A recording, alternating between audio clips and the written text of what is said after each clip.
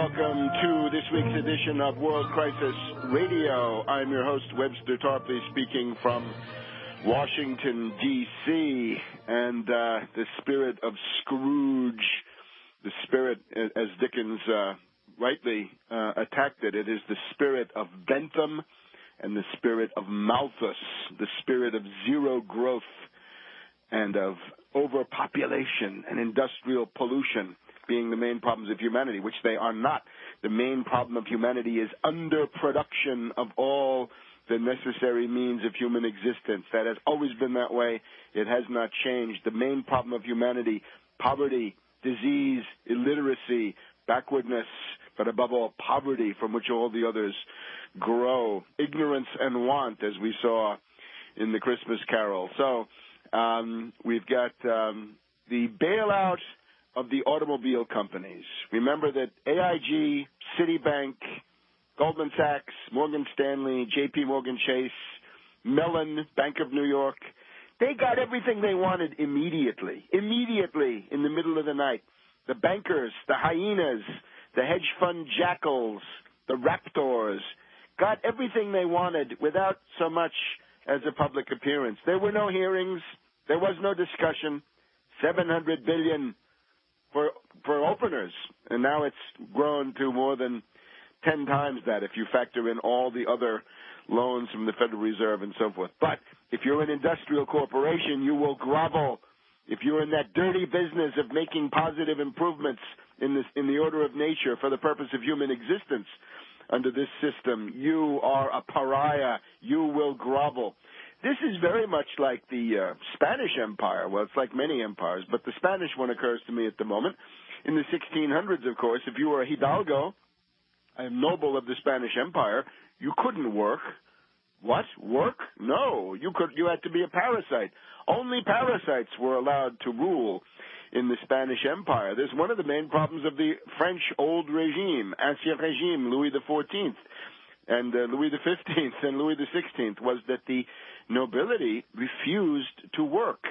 So it meant that the political power was in the hands of people who hated work, hated industry, hated, well, today we'd say they hated industrial workers. Now, if you want to make a generalization of the current situation, what you're seeing is that the entire United States ruling class, the ruling elite of this country, and make no mistake, there is one.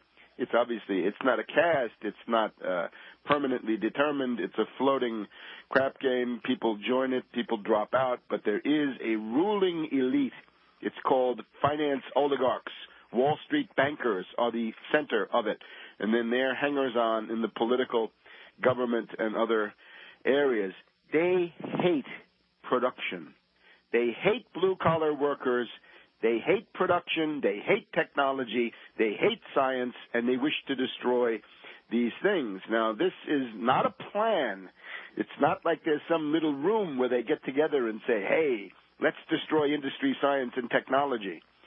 It is simply the eternal instinct of the oligarch. The oligarch can't do it any other way. And we know this going back to Hesiod and the earliest of the Greek poets. Remember, the reason the Trojan War was necessary was because humanity was oppressing the breast of Mother Earth. The world was overpopulated, said the oligarchs, in 1000 B.C. So 3,000 years ago, the world was overpopulated. That was the oligarchical line. The same thing we find in the old oligarch from the age of Thucydides. He says, we don't like the Athenian navy.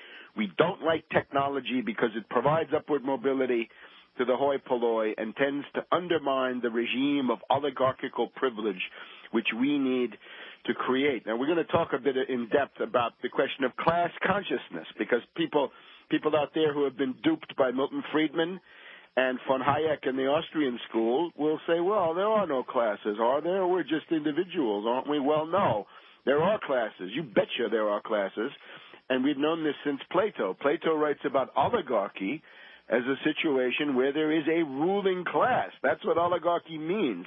It means that power is not in the hands of one dictator, and it's not in the hands of a totally spontaneous mob, but it's in the hands of a class, and that is the class of, well, the wealthy, the rich, as Plato says.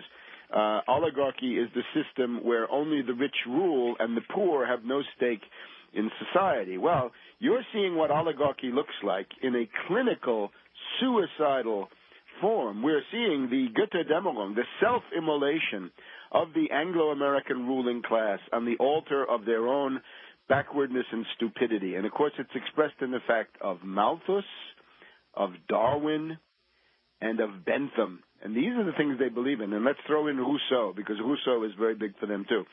We had been told most of this week that the Bush White House was working on a plan to preserve some vestiges of industrial production here in the United States.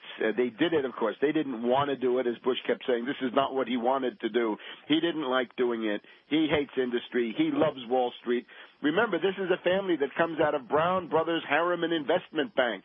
His grandfather, Prescott Bush, was the managing partner of Brown Brothers Harriman Investment Bank, the most powerful investment bank in the world between the two world wars. It was Goldman Sachs, Morgan Stanley, and the rest of them all rolled into one, and they supported Hitler. That was also part of their plan. They didn't like Stalin and the 5-year plans, so they wanted to play Hitler against that. But we were told all week that there was going to be a plan to possibly to deal with the automobile crisis, the crisis of industrial production, let's call it, because that's what it comes down to. And we were told as of Thursday that the Bush White House favored an orderly bankruptcy, which of course simply means that they would have presided over the death rattle of industrial production in North America, and the beginning of the thermodynamic devolution, a thermodynamic breakdown crisis. Now, this is not a financial collapse like some stock market panic. It's not even a financial disintegration like 1931 or, say, in the United States, the banking panic of 1932 to 1933. This is now a one-way collapse of production, which has so far in North America not occurred, at least not on the scale that is being proposed here. So we're told this morning, we're recording, of course, on Friday the 19th of December, we're told that there will be a plan. It's about $17 billion of short-term loans. It's on a 90-day review. There's a review in 40 to 50 days, and then there's another review in 90 days. And it means that loans will be delivered to General Motors and Chrysler during the final days now of 2008, and that other loans will be available. Ford claims they don't need the money immediately, but they would like to have it available as a line of credit. And, of course, this means at the very minimum that these companies are likely to survive into the new year.